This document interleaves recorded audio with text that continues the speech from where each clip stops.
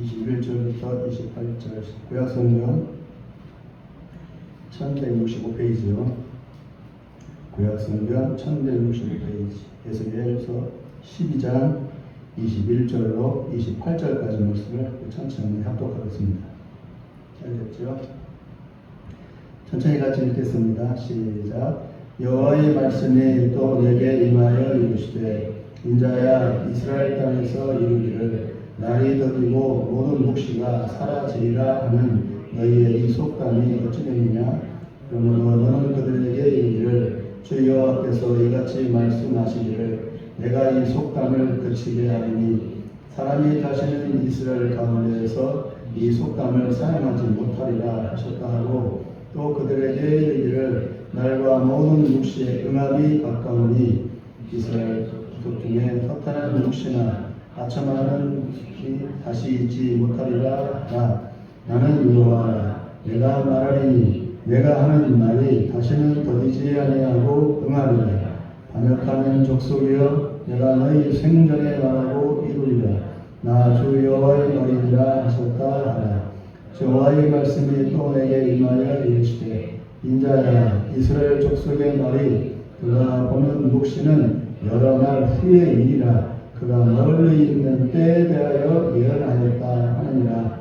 그러므로 너는 그들에게 이르기를 주 여호와의 말씀에 나의 말이 하나도 다시 더디지 아니할지니 내가 한 말이 이루어지리라. 아주 여호와의 말이니라 하셨다. 아멘. 심판에 대한 예고의 말씀을 하나님의 에스겔 선지자에게 주시는 말씀입니다.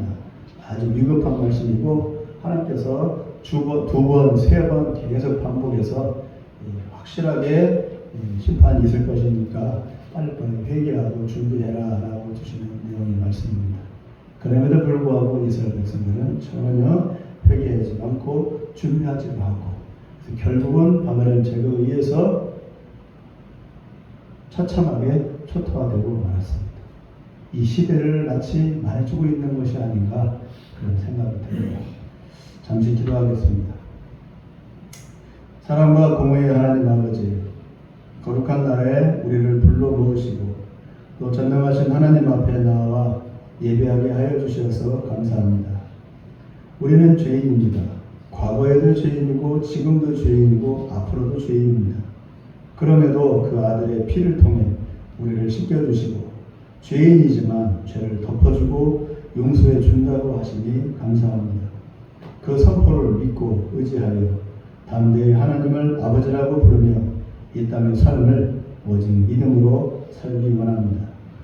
우리가 눈이 있어도 귀가 있어도 그리고 입이 있어도 결코 내가 듣고 보고 말한다 하지 말게 하시고 구원하신 주님의 은혜를 붙들고 겸손히 순종하며 늘 인내케 하옵소서. 우리의 믿음이 사기 그릇처럼 깨어지기 쉽고 또 아이처럼 쓰러지기 쉽기 때문에 더욱 주님 앞에 나와 은혜를 구합니다. 이 시간 때가 악하니 회개하고 돌이키라고 외치는 에스겔 선지자의 외침을 들으며 이 시대를 보게 하시고 우리 자신을 돌아보며 무엇을 먹을까 무엇을 입을까 하는 어리석음을 벗어버리고 먼저 주님의 나라와 의를 구하는 깨어있는 믿음의 자세를 회복시켜 주시옵소서. 이 시간 걸어가신 성령님, 우리의 생각과 마음과 뜻과 성품을 온전히 사로잡아 변화시켜 주시옵소서. 예수님의 이름으로 기도합니다. 아멘. 노아 홍수 이후에 하나님은 이제 심판했으니 노아 자손들에 의해서 하나님을 잘 경외하는 그런 사람들로 세워질 것이다 라고 기대를 했지만 노아의 세 아들 셈, 함, 야벳의 여러 자손들은 번창하기는 했지만 또다시 하나님을 경외하지 않고 자기 힘을 의지하고 더 나아가서는 오히려 이제는 하다가 하나님을 대적하는 참남한 짓을 하기 시작했습니다. 그러니까 노아 이전보다 더해진 거죠. 홍수 심판 이후가. 하나님의 뜻에 어긋나 하나님의 창조 목적에 맞지 않는 생활을 하였기 때문에 물로 심판을 했던 것인데 홍수 심판 이후에도 여전히 사람들은 불신앙과 폐악한 죄를 저질렀습니다. 그래서 하나님은 니므롯에 반대되는 아브라함이라는 사람을 택해서 믿음의 백성들을 다시 이루고자 하셨습니다. 물심판 이후에 곧바로 불심판을 하지 않고 여유를 둔 거죠. 기회를 준 거죠. 그래서 아브라함이라는 사람을 세운 겁니다. 니므롯은 바벨탑을 쌓고 지가 하나님처럼 되겠다고 떠든 교만한 왕이었지만 아브라함은 왕도 아니고 대단한 힘을 가진 이도 아닌 아주 자랑할 것 없는 평범한 사람, 그것도 나이가 75세가 되어 인생의 황혼기를 맞이한 사람이었습니다. 니므롯과 같이 대단한 왕을 대적하려면 대단한 왕 같은 사람을 세워서 하나님께서 그 사람 백성, 하나님 백성들을 만들어야 되는데 오히려 하나님은 니므롯과 같은 대단한 젊고 혈기왕성한 니므롯에 비해서 오히려 나이 많고 힘없는 본토질척 아비집을 떠난 아무런 힘도 의지할 조서도 아무런 기대던 적도 없는 아브라함을 택했다 그겁니다. 왜 그렇게 하셨을까? 하나님의 목적은 하나님을 대적하는 니므롯 백성들에 대하여 오직 하나님을 주인과 왕으로 섬길 새 백성을 만드는 것인데 왜 하필 별 볼 일 없는 늙은 노인을 택했을까요? 니므롯같이 잘난 사람을 택하면 지 잘났다고 또다시 교만하고 하나님 무시할까? 아예 내세울 것 아무것도 없는 한 이름 없는 늙은이를 택해서 오직 하나님의 은혜로 그리고 오직 하나님을 의지하는 믿음으로만 이루어질 그 새 백성을 기약한 것입니다. 그러니까 우리는 괴로운 거예요. 하나님은 하나님의 목적을 위해서 하나님의 방법대로 이렇게 합니다. 그런데 그렇게 쓰임받는 우리 인간, 아브라함처럼 인간은 힘든 거죠. 아브라함은 75세니까 이제 평안한 노를 즐겨야 할 나이에 새로 시작하는 겁니다. 그것도 아주 힘든 광야 생활. 얼마나 힘들겠어요. 가만 내버려 두지. 그런 차이가 있습니다. 이렇게 해서 생겨난 민족이 바로 이스라엘 민족입니다. 기구한 민족입니다. 그러므로 이스라엘의 존재 목적은 비가 오나 눈이 오나 괴로우나 즐거우나 마음에 들거나 안 들거나 상관없이 오직 하나님을 경외하고 하나님을 의지하고 마음이 내키지 않아도 오직 온 세상에 하나님을 선포하는 것이 이스라엘의 존재 목적이었습니다. 그러나 불행하게도 이스라엘은 자리 잡고 안정을 찾아가면서 하나님을 잊어갔고 급기야 하나님이 아닌 다른 신들을 믿고 따르는 아주 미친 짓을 저지르게 되었습니다. 하나님은 기가 막혀 말이 나오지 않았지만 선지자들을 자꾸 보내서 타일르고 얼르고 회유를 시켰습니다. 버리지 않으시고. 그러면 안 된다. 너희가 어떻게 여기까지 왔는지 너희가 알지 않냐. 너희 조상이 얼마나 고생하며 이 나라를 이루었냐. 너희 과거를 돌아봐라. 너희가 잘난 게 뭐가 있냐. 니들 스스로 돌아봐라. 이 세상 수많은 민족들이 얼마나 크고 얼마나 힘이 세냐. 그 가운데에도 너희가 나라를 이루고 지금까지 건재한 것이 너희가 잘나서 그런 거냐? 아니잖아. 하나님이 그렇게 하신 거잖아. 너희도 알잖아. 그런데 왜 나를 버리고 다른 신을 따라가? 그리고 왜 내 말을 안 듣고 니들 마음대로 해? 이러면 안 되지. 이럴 수는 없지. 이건 의리도 없고 은혜도 모르는 배운 망덕이지. 라고 하나님은 에스겔 선지자를 통해서 이 본문에 말씀하고 있는 겁니다. 지금 우리 민족에게 똑같이 말씀하고 있고 우리 가정과 우리 개인에게도 똑같이 말씀하고 있는 거죠. 은혜로 살으라고 믿음을 주옵니다. 라고 선자를 통해서 수없이 경고하시고 타일렀습니다. 이스라엘 역사 속에서 이 성경 전체를 통해서 성경 전체는 무슨 내용이냐? 하나님의 이스라엘을 타일르고 얼르는 내용이에요. 그러지 마, 그러지 마, 그러면 안 돼, 돌아와야 돼, 하나님 잘 믿어야 돼. 이 전체가 그런 내용이에요. 다른 내용 없어요. 근데 어떻게 했느냐? 이스라엘은 폭사.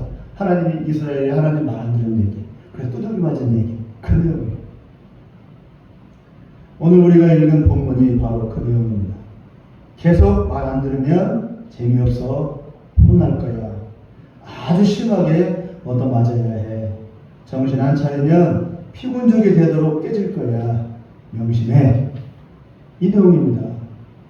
예수님 오시기 전까지 이스라엘은 아수르 제국, 바벨론 제국, 페르시아 제국, 그리고 블레셋, 아말렉 등 수많은 주변 나라와 민족들로부터 괴롭힘을 당했고 나라가 망하기도 하고 왕들이 온갖 수치를 당하며 끌려가기도 하고 온 백성들은 쑥대밭이 되어 사방 팔방으로 이리저리 끌려가고 도망가고 온 나라가 잿더미가 되었습니다. 왜요? 힘이 없어서? 단합이 안 돼서? 여야간에 싸워서? 그게 아니고 하나님을 안 믿고 자기 힘으로 살려고 발버둥 쳤기 때문입니다. 이스라엘의 존재 근거는 오직 여호와 신앙, 하나님 유일신 신앙입니다. 하나님이 이스라엘을 세울 때 수가 많고 땅도 넓은 아주 크고 강한 나라로 처음에 만들지 않았습니다. 처음부터. 지금 이스라엘을 보십시오. 우리나라 경상남북도 땅만큼의 넓이 뿐인데 그 주변에 자리 잡고 있는 나라들은 모두 이슬람인데 수도 많고 땅도 넓고 모두 다 한 통속입니다. 하나님이 이스라엘을 세우시고 영원히 사랑하신다면서 왜 저렇게 작고 초라하고 연약한 상태로 만들었겠습니까? 저들이라고 큰 나라가 되고 싶지 않았겠습니까? 저들이라고 주변 민족들을 호령하고 싶지 않았겠습니까? 하나님 우리도 큰 땅 주세요. 우리도 큰 나라 이루게 해주세요. 라고 원하지 않았겠어요? 하나님 절대 그렇게 하지 않았어요. 지금까지 이스라엘 민족을 그렇게 사랑한다면서 큰 민족 안 줬어요. 큰 땅도 안 줘. 이스라엘 역사에 다윗 시대가 가장 강력한 나라였다고 합니다. 그러나 땅덩어리는 그 다윗 때나 지금이나 별 차이가 없어요. 그렇게 강력했던 다윗 왕국시대도 땅덩어리는 좁아 터졌어요. 그런데 왜 다른 민족들이 이스라엘을 두려워했겠습니까? 이스라엘을 두려워한 게 아니고 이스라엘 뒤에 계시는 하나님을 두려워한 것이죠. 초라한 아브라함이 식수를 데리고 먹고 사는데 전념할 때 주변의 왕들이 아브라함을 두려워했습니다. 그깟 나이 많고 세력 없는 힘없는 노인이 뭐가 무섭다고 큰 군대들을 가진 왕들이 왜 아브라함을 두려워하고 왜 아브라함을 함부로 하지 못했을까요? 아브라함 뒤에 계신 하나님의 존재를 그들이 보았기 때문입니다. 아브라함은 믿음으로 살았습니다. 어떤 믿음입니까? 막연히 신을 믿고 때되면 예배하며 나는 하나님을 신을 믿는 특별한 사람이야 하고 종교 인인체 하는 믿음입니까? 아브라함은 처음부터 끝까지 하나님이 시키시는 대로 산 사람입니다. 어떻게 하면 내가 잘 살지? 어떻게 하면 내가 행복하지? 어떻게 하면 내 가족, 내 자식들 복을 받지? 하는 게 목적이 아니라 그냥 하나님이 가라 하면 가고 서라 하면 서고 자식을 바치라면 예 하고 두말 없이 자식을 바치는 그런 믿음. 그 미친 믿음이지 정상적인 믿음이 아니죠. 어머니 안 그래요? 자식을 바치라니까 자식을 바쳐. 어떤 부모가 자식을 바치냐고. 짐승 잡듯이 잡아가지고. 미친 거지. 이 믿음이라 그겁니다. 아브라함 믿음은. 즉 여호와 하나님 유일신 신앙을 갖고 그대로 살았어요. 아브라함. 그 믿음 그대로. 그렇기 때문에 주변 사람들이 아브라함을 보면 하나님이 안 계신다고 부인을 할 수가 없어요. 아브라함을 보면 하나님 계시고 인정을 안 할 수가 없는 겁니다.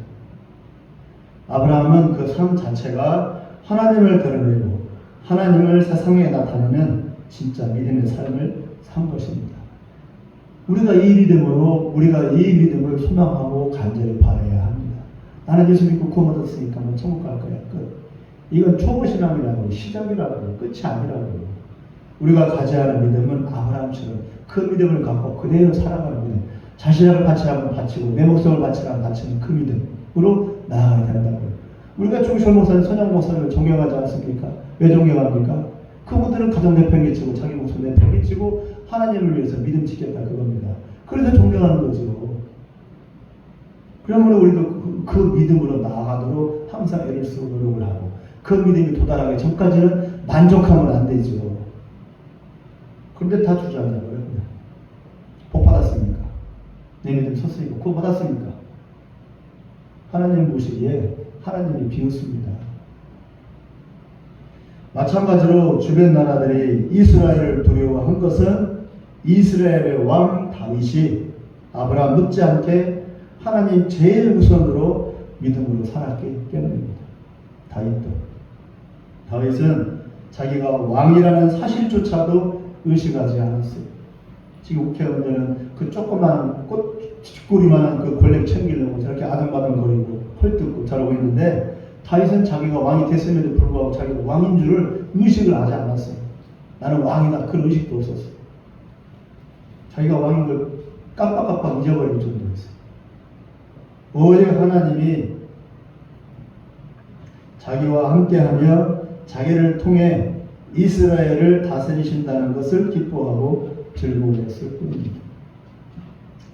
하나님, 나는 왕노릇하는 것보다 이 왕노릇하는 것보다 아주 무거운 금관 쓰고 왕노릇하는 것보다 하나님 예배하는 저 성전 문제가 되는 게 더 좋아요.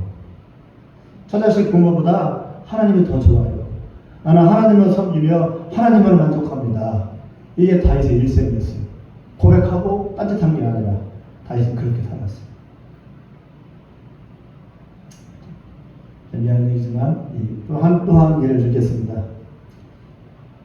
우리 목사님들이 가장 존경하고 저도 청년 때 가장 존경했던 목사님이 김상 목사님입니다. 영상교. 목사님 부흥에 가면 저 쫓아다녔어요. 김병사모 알아요. 우리 둘이 손잡고 꽤 쫓아다녔어요. 영상교 쫓아다니고 새벽에도 쫓아다니고 저녁에도 쫓아다니고 부흥을 쫓아다니고 그걸 통해서 느꼈던 건 그거예요. 고백이 나는 하나님이 좋아요. 나는 하나님을 사랑해요도 그렇게 말해요. 나는 하나님이 좋아요. 그 고백을 항상 그 고백을 담았어요. 그게 진짜 저런 거였어요. 어떻게 저런 고백을 할 수 있을까? 너무너무 부러웠어요. 복받은 것이 부러운 게 아니고 그 고백을 할 수 있는 그 믿음이 부러웠어요. 나는 하나님이 좋아. 하나님이 좋아. 지금은 모든 목사님들이 싫어하는 목사님이 되었어요. 그렇게 존경했던 목사님인데 지금은 예민하는 목사님이 되었어요. 초회장 다 지내고 우리 기독교의 원로가 되었음에도 불구하고 왜 그렇습니까? 변질이죠. 마음이 바뀌니까. 처음에 그 순수했던 가는 사람의 마음이 차츰 변해가니까. 다윗과 아브라함은 변하지 않았어요. 하나님이 가시를 주니까 치니까 다윗과 아브라함은 견딜 수가 없는 거죠. 겸손하게 하는 거죠. 그러니까 고난이 유익입니다. 다윗을 보세요. 일생을 보십시오. 자식들이 난동을 부려요. 지들끼리 싸우고 지들끼리 죽이고 별짓을 다 해 자식들이. 이런 예가 없습니다. 그러니까 다윗도 노년이 편하지 않아요. 그러니까 다윗도 안정을 찾고 안주할 수가 없는 거죠. 아브라함도 마찬가지죠. 준다는 자식을 안 줘. 하나님이. 근데 계속 준대. 근데 안 줘. 나이가 100세. 이제 끝났어. 그렇게 했는데 계속 기다리래. 아브라함도 안주할 수가 없는 거예요. 그것이 오히려 그들에게 가시고 힘든 인생이었지만 우리 아브라함과 다윗에게는 자기들의 믿음을 끝까지 지킬 수 있는 은혜였습니다.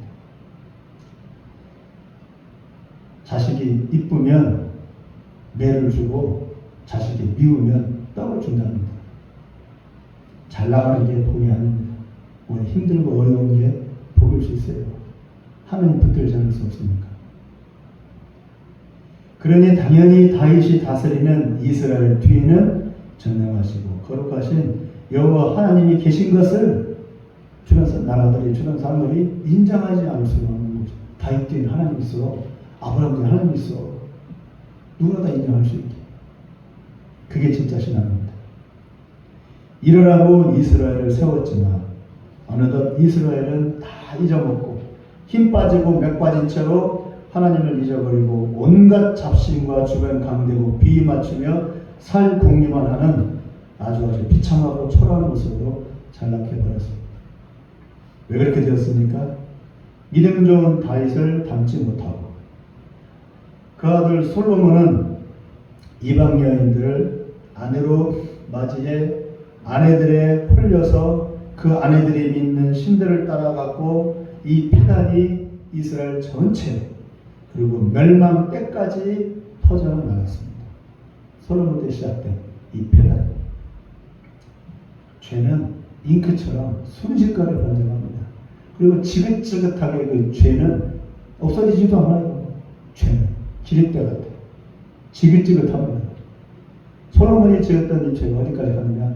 이스라엘 망할 때까지 갔어요. 지금까지 가요. 이스라엘은 병이 들었는데도 그들은 고칠 생각을 하지 못한 채 정욕과 자기 생각에 빠져 헤어나지를 못했습니다. 결국 그들은 멸망당했고 메시아가 올 때까지 계속적으로 강대국의 질밥히는 수모를 당했고 마지막 기회인 메시아 초림, 즉 예수님이 이 땅에 오셔서 십자가에 달려 죽으시고 부활하신 기가 막힌 사건을 붙잡지도 못하고 또다시 거부하여 이제는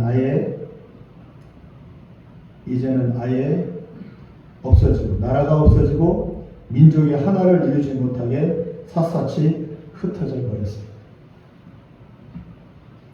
오늘 본문 에스겔의 애타는 절규에도 불구하고 그들은 들을 귀도 없고 볼 수 있는 눈도 없이 그냥 그렇게 폭사당하고 말았습니다.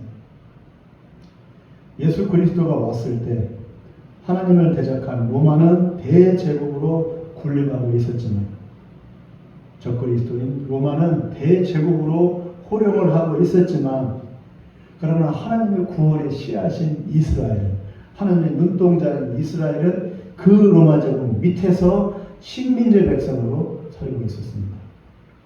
하나님은 참 희한해요. 구속의 역사를 이루려면 휘황찬란하게 거대하게 폼나게 시작을 하시던가.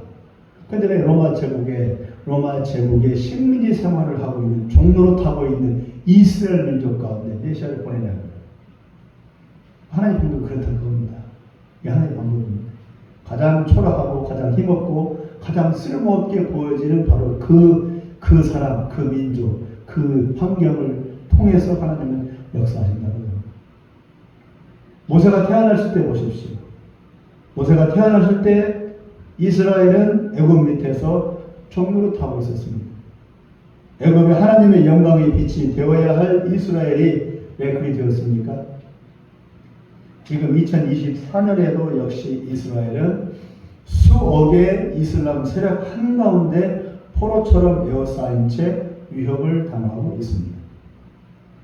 일개 테러 단체인 하마스에 의해서 수천 명이 도륙을 당하고 지금도 여전히 전쟁 중이지만 오히려 피폐해진 이스라엘은 온 세계로부터 피해자인 이스라엘은 지금 온 세계로부터 어떤 비난을 받고 있느냐? 가해자라고 비난을 받으며 유대인을 죽여라. 저 유대인을 주정의 바닷물로 쓸어 넣어라는 저주를 매일 받고 있는 이유가 무엇입니까? 아브라함과 다윗이 가졌던 신앙을 버렸기 때문입니다. 지금도 유대인들은 일부가 성전도 없이 율법을 지키고 토라를 지킨다고 떠들고는 있지만 그들의 마음에는 하나님이 없습니다. 하나님에 대해 알려고도 안 하고 하나님의 마음은 뒷전입니다. 살 궁리만 합니다. 자기들의 의로움과 자기들의 거룩함을 쌓고 드러내려 하지만 본인들이 죄인이라는 사실을 인정하려 하지는 않습니다. 죄인을 부르러 오신 예수 메시아를 구색해야 합니다. 예수를 뭐라고 표현하느냐? 비난받아 마땅한 자라고 저주하고 있습니다. 예수라는 이름 자체가 히브리 말로 바로 비난받아 마땅한 자. 히브리 말로 예수라는 뜻이 무슨 뜻인 줄 아세요? 그 이름을 싹싹 지워서 없애버려 마땅한 자. 그게 예수라는 뜻입니다. 우리가 예수라고 부르지 말고 예수아라고 부르는다. 예수아가 본 이름입니다. 이스라엘이 언제 깨어날까요? 성경대로라면 지금보다 더한 큰 어려움과 혹독한 고난을 당해야 이스라엘이 깨어난다고 합니다. 그때쯤에 택함받은 모든 이방인들이 복음에 굴복하고 그리고 나서야 유대인들이 예수를 받아들이고 하나님의 뜻이 이루어진다고 성경에 기록되어 있습니다. 그래서 하나님은 예수 메시아 그리스도를 거부하는 모든 유대인들 사이에서 베드로 바울과 같은 유대인들을 전도자로 세워서 이방인들에게 복음을 전파하게 하여 이스라엘을 대신해서 복음을 받아들인 그 이방인들의 무리, 즉 교회 공동체를 세워 하나님의 영광의 빛을 온 세상에 나타내고자 하신 겁니다. 이스라엘이 나라를 잃어버린 그때 누군가는 하나님의 영광의 빛을 드러내야 하니까 이스라엘이 그 역할을 못하니까 이스라엘을 흩어놓고 그 순간에 누굴 세웠느냐? 교회를 세운 겁니다. 교회가 2000년 동안 부흥을 이루어서 교회를 통해서 복음이 하나님의 영광의 빛이 드러나게 하신 겁니다. 그래서 1948년까지 그래서 이스라엘이라는 나라가 없는 지난 2000년 동안 메시아를 받아들인 이방인들의 무리 공동체인 교회가 번창하고 온 세상에 복음을 퍼뜨려 지금까지에 이르렀습니다. 모두가 하나님의 구속 계획에 근거한 것입니다. 그러나 교회의 역할은 이스라엘이 자기 역할을 할 때까지 회복해서 할 때까지입니다. 그게 언제까지냐? 1948년까지 이스라엘이 건국될 때까지 1948년까지 온 세상에 미국과 영국 온 세상에 부흥이 이루어졌어요. 1948년 무렵부터 무슨 일이 생겼느냐? 자유주의와 신정통주의가 기독교 신학에 젖어들기 시작했습니다. 신앙이 무너지기 시작했어요. 그 이후부터 영국이 무너지고 미국이 무너지고 유럽 교회가 무너지기 시작했어요.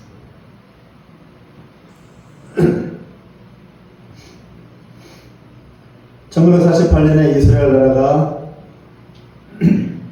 역사 속에서 등장하고 예수를 믿는 유대인들이 서서히 늘어가면서 미안하게도 이방인 교회는 서서히 쇠퇴하고 있습니다.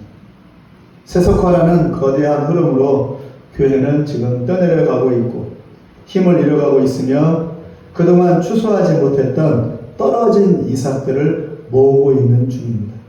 인터복단체 같은 선교단체들 여러 단체들이 선교를 한다고 많이 떠들고는 있지만 결국 그들이 하고 있는 일은 부흥이 아니라 부흥이 지나간 자리에 떨어진 이삭들을 지금 모으고 있는 마지막 추수의 작업일 뿐입니다. 이제 그래서 거의 많은 분들이 이렇게 얘기해요. 이미 결국 이방인에 대한 이방인의 수가 거의 찼다라고 많이 말을 합니다. 선교가 이미 끝났다라고 말을 합니다. 마지막 중에 또 마지막입니다. 미국 교회는 차차 하고라도 한국 교회의 모습은 많은 부분에서 구멍이 뚫리고 있습니다. 신학적인 면에서 이미 뚫려버렸고 실천적인 면에서 신앙과 위배되는 생활을 하고 있습니다. 교회 생활은 종교 생활로 바뀌고 있고 내 행복, 내 소원 성취, 내 만족을 위한 신앙 생활에 그치고 있습니다. 하나님의 영광의 빛을 드러내는 삶을 살아가는 그리스도인이 이 세상에 몇 명이나 되겠습니까? 먼저 그의 나라와 그의 의를 구하는 그런 믿음을 가진 사람이 몇 명이나 되겠습니까? 그것은 나중에 우리 이상처럼 꿈처럼 꿈꾸는 신앙이지 어떻게 현실 속에서 그런 신앙이 이루어질 수 있겠어? 라고 치부해버립니다. 우리가 그 믿음에 다다르지 못하는 것은 당연한 거야 라고 그냥 포기해버렸어요. 그게 당연하다. 나는 그렇게 살고 있습니까? 말씀에 순종하기보다 우선은 내가 살고 우선은 내 주장 앞세우고 우선은 내 소리부터 내는 게 지금 믿는 이들의 불쌍한 모습입니다. 그걸 옳다고 생각합니다. 죽게 살기로 예수 믿어야 제대로 된 신앙생활을 할 수가 있습니다. 아브라함처럼 다윗처럼 손영만 목사님처럼 주기철 목사님처럼 우리 믿음의 선진들처럼 여러분들이 집에 가셔서 혹시나 모르지만 유튜브라든가 또는 인터넷에 펴져서 우리나라 한국 선교자들에 대한 그 내용들을 한번 살펴보시기 바랍니다. 다른 거 보지 마시고 우리나라 한국교회 일제 때 또는 6.25 때 순교당한 순교자들의 얘기를 짧게 돼 있으니 그런 것들 많이 보시고 도전을 받으시기 바랍니다. 거기에 비해서 우리의 삶이 얼마나 편안한지, 얼마나 잘못되어 가고 있는지. 가진 것, 숨겨놓은 것, 의지할 것 많으면 신앙생활에 목숨을 안 바치죠. 가진 게 있고 손에 쥐고 있는데 뭐로 목숨을 바쳐? 미친 짓이지. 그게 인지상정입니다. 근데 그게 당연한 게 아니라 쓰러져가는 시작이라고. 에스겔서 12장 15, 16절을 여기 같이 한번 읽어보겠습니다. 12장 15, 16절입니다. 본문 위에 있는 15, 16절이요. 시작. 내가 그들을 이방인 가운데로 흩으며 여러 나라 가운데 해친 후에야 내가 여호와인 줄을 그들이 알리라. 그러나 내가 그중 몇 사람을 남겨 칼과 기근과 전염병에서 벗어나게 하여 그들이 이르는 이방인 가운데에서 자기의 모든 가정한 일을 자백하게 하리니 내가 여호와인 줄을 그들이 알리라. 하나님의 목적은 인생들로 하여금 하나님이 오직 한 분 하나님이신 것을 알게 하는 것이 목적입니다. 다른 거 없습니다. 믿는 이의 존재 이유는 그 삶으로 하나님의 영광의 빛을 나타내는 것이고 그 마음 중심이 하나님을 기뻐하고 즐거워하는 것이어야 합니다. 다른 어떤 것보다 하나님을 사랑하고 하나님께로 내가 지금 한 걸음 한 걸음 가까이 가고 있다는 그런 믿음으로 살아야 할 것입니다. 말씀을 맺겠습니다. 환난이 다가옵니다. 이스라엘에게 환난이 다가오듯이 지금 2024년을 살고 있는 우리 한국과 세계 우리 모든 이들에게 환난이 다가오고 있습니다. 이스라엘에게 환난이 올 테니 정신 차리고 회개하라고 말씀하시듯이 우리에게도 하나님은 말씀하십니다. 너희가 회개치 않고 두려움으로 내 앞에 무릎 꿇지 않으면 목숨 다해 나를 사랑하지 않으면 너희를 환난의 불에 던질 것이다. 그러니 깨어나라. 성경이 분명히 심판한다고 하지 않았느냐? 심판 전에 환난이 온다고 하지 않았느냐? 너희가 지금 준비하고 있느냐? 내 앞에서 거룩하고 정직하고 성결해라. 하나님이 이스라엘에게 원하신 것은 신부와 같은 성결입니다. 능력은 하나님이 주시는 것이지 내가 갈고 닦아 노력한다고 얻어지는 게 아닙니다. 이 시대를 살아가는 우리에게 하나님이 원하시는 것은 신부의 영성, 곧 거룩과 성결입니다. 오직 한 분 하나님만 사랑하고 그분만을 바라보시기 바랍니다. 내가 가진 능력, 사역, 헌신, 충성, 그것은 결과물에 불과하고 더 우선은 하나님만 내가 그리워하고 사랑하고 있느냐, 지금 내가 하나님을 그리워하고 있느냐, 감옥에 칼수로 갇혀있는 성춘영이가 이들을 간절히 기다리듯이 그런 심정으로 기다리고 있느냐, 그겁니다. 이것을 위해 기도하고 이것을 위해 매일같이 눈물로 매달리시기 바랍니다.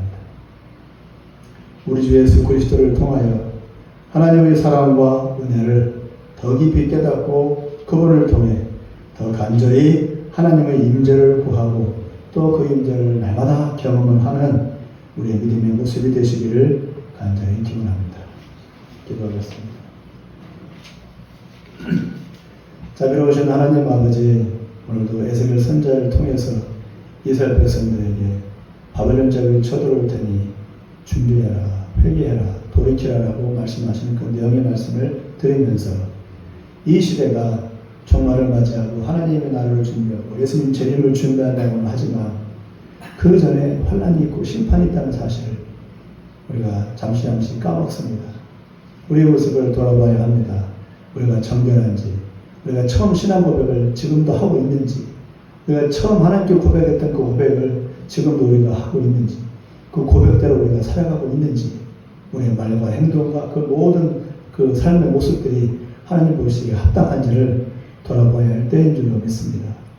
신랑을 맞이하라 했습니다. 예수님은 다시 오실 때 신랑으로 오십니다. 신랑을 맞이할 신부로 우리가 준비되어야 하는데 우리가 과연 신부처럼 우리가 장기를 합니까? 우리가 신부처럼 잘 준비하고 있습니까? 돌아보는 우리가 되게 하여 주옵소서. 예수님.